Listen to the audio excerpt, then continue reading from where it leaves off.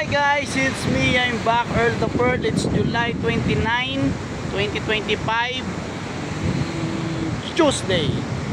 Nandito tayo sa Santa Rita Dam, Cubao, Pampanga. So ito ang latest update. Ayan yung mga boulders rock na inilagay. Kaya lang talagang magdamag, umulan. Grabe, magdamag umulan.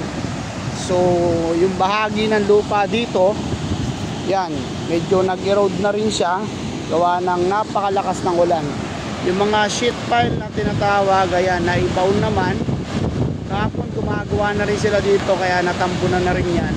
Ayan pa rin yung mga ano natin, yung mga backhoe natin. Then natanggal na rin yung ibang ano dyan.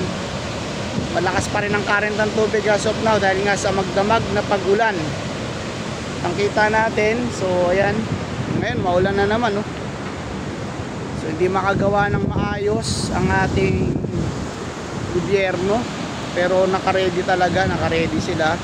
Yung tindahan din doon, yan, at collapse na rin yan, banda dyan.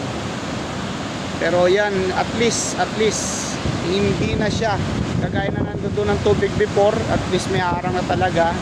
Then nandoon na talaga lang yung tubig, then ibabaw yung sheet pile dyan, kaya hindi na para pumunta pa yung tubig doon. So, salamat sa ating gobyerno, salamat sa Nanay Pineda, salamat kay Cap Teddy Santos at sa mga kababayan natin dito. Okay guys, ito ang latest update natin dito sa Santa Rita Dam. So yun ang mga sheet pile, naka-ready rin yan.